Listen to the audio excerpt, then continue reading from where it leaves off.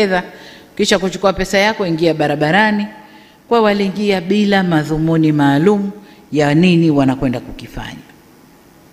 Inaumiza sana kuona madhara yaliyotolewa.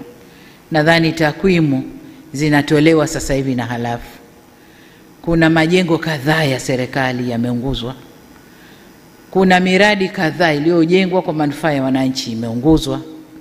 Vituo vya mafuta, biashara binafsi za watu zimeunguzwa. Magari ya serikali vimeunguzwa.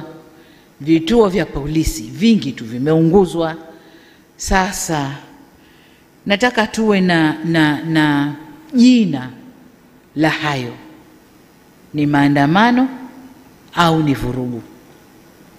Maandamano tulioyazoea na tulio yakubali ndani ya katiba yetu ni yale watu wameudhika na kitu, tunaomba tuandamane, tujueleze, tutatoka pointi moja, tutakwenda zetu mpaka Mnazi Mmoja au popote pengine, na mabango yetu yanaeleza maudhi tulioudhika nayo. Na polisi wanawasindikiza vizuri mpaka wanapofika. Wanaeleza wanayoyataka, wanatawanyika kwa salama, wanakwenda zao. Lakini haya ya kuunguza miradi ya serikali, vituo vya polisi, na kwenye kituo cha polisi unakwenda kufanya nini? Ni kwenda kuvamia na wapate silaha. Madhumuni ya kuwa na silaha mkononi ni nini? Lakini unaunguza biashara za watu binafsi, lengo ni nini?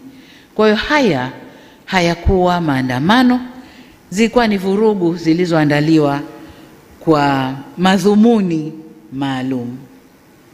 Sasa katika hali hiyo, lakini tujiulize jengine, kwa nini siku ile ya uchaguzi? Katika hali hiyo, serikali ina wajibu. Tunaapa kuilinda nchi hii na mipaka yake, kulinda usalama wa raia na mali zao. Na katika hali hiyo, nguvu inayotumika inaendana na tukio lililopo. Sasa tunapoambiwa kwamba tulitumia nguvu kubwa sana kwenye tukio lile, nguvu ndogo ilikuwa ni ipi? Ilikuwa tuwaangalie waandamanaji waliojiandaa kufanya mapinduzi mpaka wafanikiwe? Hapo patakuwa pana dola kweli? Dola haiko hivyo. Na hayapo Tanzania peke yake. Tulishashuhudia kwa wenzetu. Waandamanaji wengi wanaingia njiani. Na wakiingia njiani, serikali ikiona huu uandamanaji unakwenda pasipo, wanaweka nguvu kubwa. Wanaweka nguvu kubwa. Yameshafanyika kwenye mataifa huko na tumeyaona. Sasa wanaporudi kutulaumu mlitumia nguvu kubwa, wao walitaka nini? Tujiulize, je, hao ndio wafadhili wa kile kilichofanyika? Walitaka tuangalie ile mobu mpaka ifanikiwe walichowapa fedha, walichowatuma? Hapana.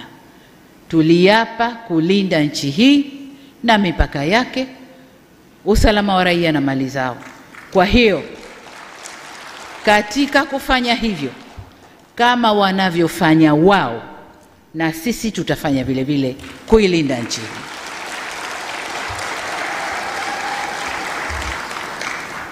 Kwa nini siku ya uchaguzi? Siku ya uchaguzi kwa sababu walishajua kuna ushindi mkubwa wa Chama cha Mapinduzi. Kuna ushindi mkubwa wa Chama cha Mapinduzi. Waangalie kampeni zetu tulizozifanya. Waangalie watu walivyotuitikia. Waangalie kazi tulioifanya ndani ya miaka 5 iliyopita. Walijua. Na wapinzani wetu walikataa kuingia. Hawakuzuiliwa na mtu. Walikataa wenyewe kuingia kwa sababu walishajua wasingefanikiwa. Walishajua aibu ingewapata kwa kazi iliyofanyika na mwitikio wa wananchi kwa Chama cha Mapinduzi. Aibu ingewapata, na ndio maana wakakataa kuingia kwenye uchaguzi. Lakini wanayageuza serikali imewazuia kuingia ndani ya uchaguzi. Lini tuliwazuia? Na yafafanua haya ndugu. Wewe ni mfanyabiashara? Kama jibu ni ndio, basi habari njema ni hii. Unahitaji biashara yako ionekane na maelfu ya watu kila siku? Na unahitaji njia rahisi ya kuongeza wateja kwa haraka? BongoSource tupo kwa ajili yako. Tunakupa nafasi ya kipekee ya kutangaza biashara yako na bidhaa nyingine mbalimbali kwenye mitandao yetu ya kijamii yenye wafuasi wengi na ushawishi mkubwa mtandaoni. Kupitia BongoSource, fikia wateja wengi mtandaoni. Tangaza nasi kwa bei nafuu na matokeo utayaona kwa haraka. Wewe mfanyabiashara, pata nafasi ya kuonekana na kufahamika zaidi na biashara yako kukua na kupata wateja wengi mtandaoni. Jiunge na familia ya BongoSource leo na uongeze wateja wengi kwenye biashara yako. Wasiliana nasi kwa namba ya simu 0747 69 20 64, barua pepe alphatizben@gmail.com. BongoSource, sisi ndio wakombozi wa biashara yako. Karibu tukuhudumie na tukuongezee wateja rukuki.